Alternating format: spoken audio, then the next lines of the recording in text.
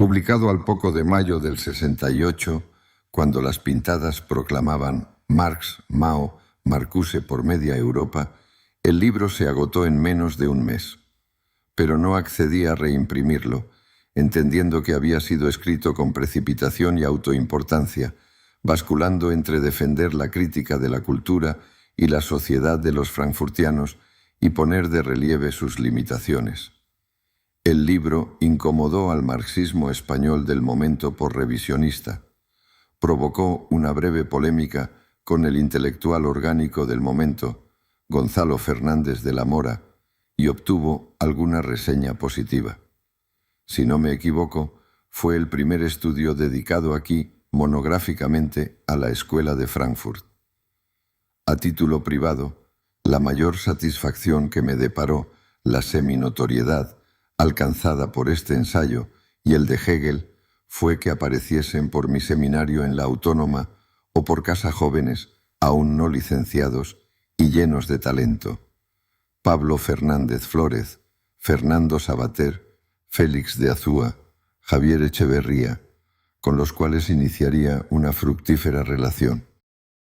Por lo demás, para entonces estaba ya embarcado en un proyecto más ambicioso de autoaclaración, que implicaba, a fin de cuentas, empezar a hacer realidad aquel infantil cuaderno llamado Historia del Pensamiento Occidental, mencionado al comienzo. Me pareció que ese proyecto exigía una dedicación incompartida al estudio, complementada por un método para pulir y ampliar los recursos expresivos que podría ir cumpliendo casi insensiblemente con traducciones. De ahí pedir una excedencia voluntaria en el ICO, donde llevaba por entonces el servicio de fusión y concentración de empresas, dejar Madrid por un entorno rural y vivir como traductor. Así pasaron 10 años, hasta que una vacante en la UNED, la de adjunto para ética y sociología, me devolvió al ámbito académico. Naturalmente, mi actividad de investigación no se interrumpió, sino más bien al contrario, y su primer fruto fue De Physis a Polis, la evolución del pensamiento griego desde Tales a Sócrates, publicado por Anagrama en 1975, un texto que sigue siendo bibliografía sobre presocráticos en alguna facultad de filosofía. Dicho libro era en realidad un apéndice al trabajo de ontología fundamental que empecé llamando Física como sistema de la lógica, y que tras varias reescrituras acabó apareciendo como Realidad y Substancia, publicado por Taurus en 1985. Quizá una perversa confusión entre sustancia aristotélica y sustancias psicoactivas hizo que ese tratado de metafísica acabara agotándose una década más tarde, cuando empezaron a aparecer mis investigaciones sobre drogas, lo cual provocó en 1996 una segunda edición donde pude revisar a fondo cada página.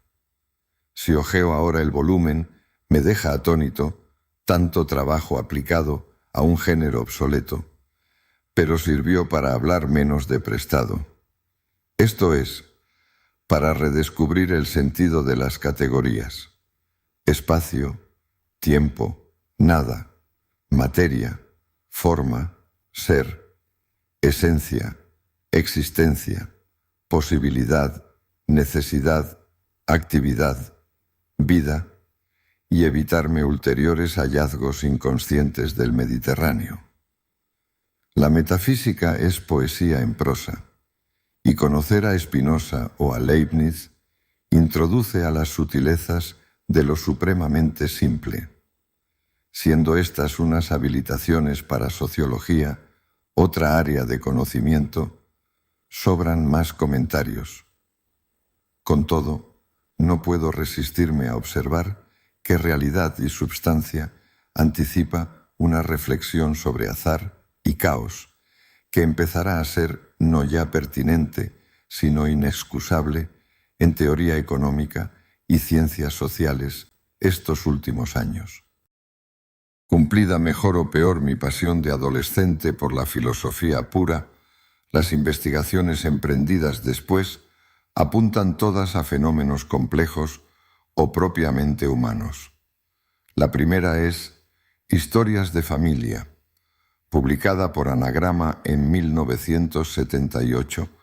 un ensayo sobre sociología del género reelaborado en profundidad por Rameras y Esposas,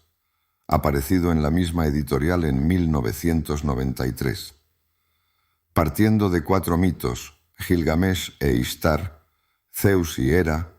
Hércules y Deyanira, José y María, el análisis se centra en distintos modos de asumir nuestro destino genérico con sus respectivos fantasmas, que son Cronos devorando a sus hijos y la matriarca aniquilando al patriarca, ella sola o con ayuda de algún hijo. Tras exponer e interpretar las fuentes de estos 4 mitos, el libro desemboca en un repaso del derecho conyugal en la antigüedad y el presente, seguido por un epílogo sobre el movimiento feminista.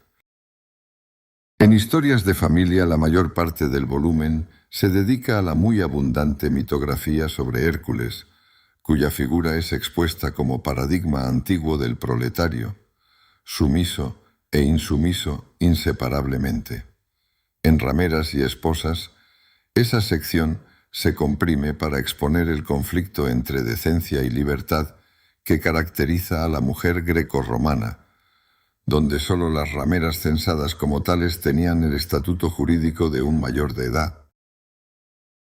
Omitiendo algunos artículos en revistas de pensamiento y el comienzo de una colaboración regular en prensa diaria, concretamente Tribunas de Opinión para el País, mi siguiente investigación reseñable es Majestades, Crímenes y Víctimas, publicada por Anagrama en 1987, un ensayo sobre sociología del poder que examina delitos aparentemente tan dispares como propaganda ilegal, homosexualidad, apostasía, eutanasia, blasfemia, prostitución, prácticas mágicas, idiosincrasia farmacológica, pornografía y contracepción, esto último ilustrado por el caso de la feminista Margaret Sanger, condenada en Estados Unidos a principios del siglo pasado por atentar contra la fertilidad del matrimonio, en un artículo donde explicaba el método Ogino. Mi objeto fue mostrar que estas singularidades jurídicas, marcadas por un inusual grado de desprecio por la ley en cada época, penden crucialmente de modas y variaciones culturales, pero remiten en todos los casos a un proceso mucho más rígido que se realimenta en cada época, borrando la frontera entre moral y derecho, con efectos inevitablemente corruptores para ambas esferas. Apoyar la moral sobre coacciones externas, proponía allí, es tan autocontradictorio como castigar penalmente una conducta donde no median ni lesión física o patrimonial ni denuncia de parte. El capítulo más extenso del libro, que documenta el delito de brujería, extrae como conclusión, por ejemplo, que un derecho regulador de la magia solo puede ser magia, nunca derecho. En los años 60, el jurista británico Edwin Shore había definido la paradoja de unos crimes without victims, pero mi investigación proponía un paso analítico adicional al remitir ese campo de prohibiciones al injusto arcaico por excelencia que es la lesa majestad, un desafío a cierta auctoritas originalmente religiosa que en sociedades secularizadas puede desplazarse sobre nuevos poderes, amparados en pretextos científicos como la farmacracia descrita por Thomas Szasz. Que todos los ordenamientos jurídicos conocidos, incluyendo los democráticos, contemplasen unos u otros crímenes de mero desafío, me llevaba a plantear su conflicto con el principio constitucional de la libertad como valor supremo. De ahí la conclusión alcanzada. Todo crimen de lesa majestad implica un crimen de lesa humanidad y representa la inercia de sociedades esclavistas gobernadas por una lógica militar clerical.